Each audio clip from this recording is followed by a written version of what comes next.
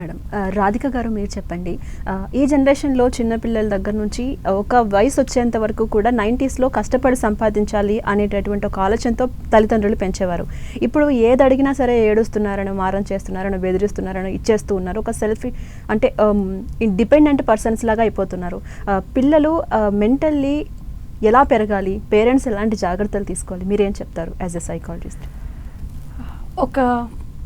ఇప్పుడు మేడం చెప్పిన దానికి ఎక్స్టెన్షన్ కూడా అనుకోవచ్చు. సైకలాజికల్ వేలో ఒక మనిషి ఆనందంగా బ్రతకాలి అంటే ఒక సింపుల్గా చెప్పాలంటే లైఫ్ ఈజ్ బ్యూటిఫుల్ అంటాం చూడండి.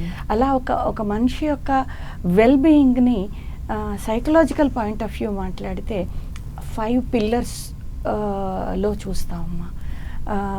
వాటిని కోషంట్గా చూస్తాం. జనరల్గా మనం ఐక్యూ అనేది చాలా ఫ్రీక్వెంట్గా వింటూ ఉంటాం.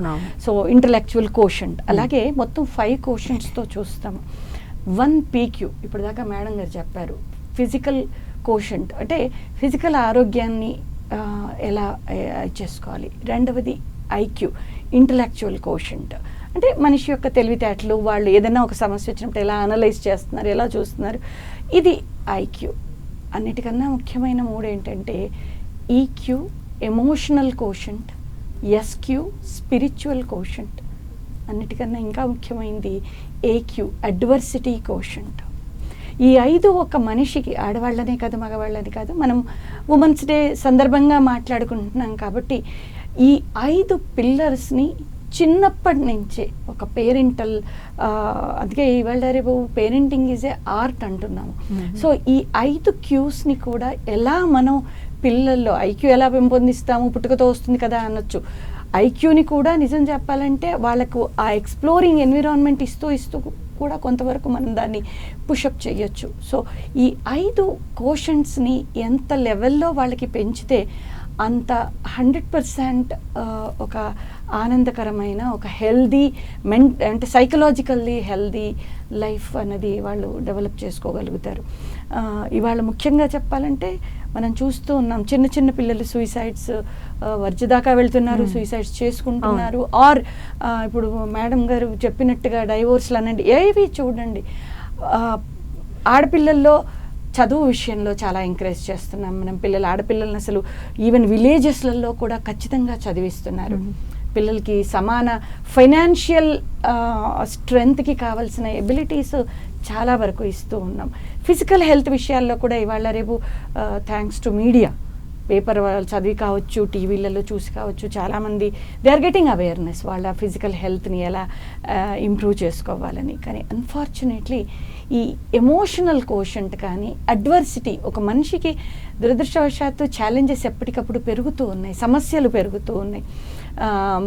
రకరకాల విధానాల్లో, అది కుటుంబ వ్యవస్థలో కావచ్చు, కెరీర్ పాయింట్ ఆఫ్ వ్యూ కావచ్చు, రకరకాల విధానాల్లో మనకి ఛాలెంజెస్ పెరుగుతున్నాయి. ఆ challenges directly challenging our emotional things and మన ఏమంటారు లైఫ్ స్టైల్ని మనం దెబ్బ కొడుతూ ఉన్నాయి అవి.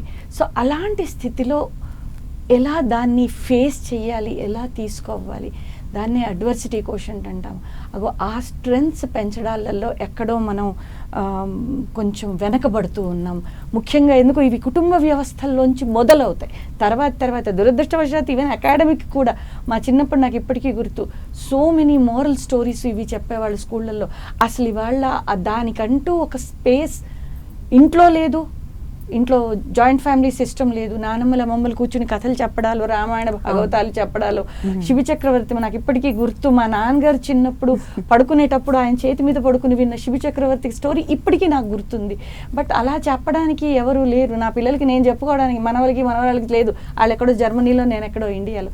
సో పిల్లలకి అవకాశాలు ఉండట్లేదు. సో పిల్లల ఈక్యూలు కానీ ఎస్క్యూలు, spiritual quotient, what is my meaning of my life, నేను ఎందుకు సంపాదించుకోవాలి.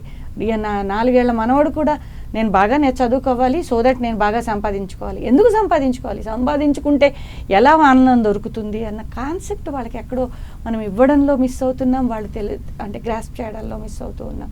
సో ఒక మానసికంగా ఒక స్ట్రాంగ్ పర్సన్గా డెవలప్ కావాలంటే ఈ 5 క్యూస్ మీద పేరెంట్స్, ఎడ్యుకేషనల్ సిస్టమ్స్, మీడియా లాంటి అంటే సొసైటల్ లెవెల్లో ఈ 3 లెవెల్స్లో కూడా చిన్నప్పటి నుంచే అమ్మాయిల్ని కనుక స్ట్రెంగ్తెన్ చేసుకుంటూ పోతే, మనం జనరల్గా మాట్లాడుకుంటూ ఉంటాం, ఒక ఆడపిల్ల చదువుకుంటే ఒక కుటుంబం అంతా చదువుకున్నట్టే. ఆడపిల్ల యొక్క నాలెడ్జ్ అన్నది ఒక పూర్తి కుటుంబాన్ని స్ట్రెంగ్తెన్ చేస్తుంది. అది ఈ రోజు కూడా అది పర్ఫెక్ట్లీ ఫ్యాక్టే అది. కాబట్టి అమ్మాయిల్ని ఈ 5 క్యూస్లో స్ట్రెంగ్తెన్ చేస్తూ పోయినప్పుడు ఖచ్చితంగా ఒక ఆనందకరమైన, ఒక వెల్ బ్యాలెన్స్డ్ మెంటల్ స్ట్రెంగ్త్ ఉన్న సొసైటీని ఖచ్చితంగా మనం డెవలప్ చేయొచ్చు. ఎస్ మేడం, తప్పకుండా పేరెంట్స్ అందరూ కూడా ఈ విషయాలు ఒకసారి ఆలోచించి పాత వ్యవస్థలో ఉన్నటువంటి కొన్ని చేంజెస్ని తీసుకున్నట్టయితే కనుక మళ్ళీ ఆ పిల్లలు ఇలా అడిక్షన్కు కాకుండా చూసుకోవచ్చు.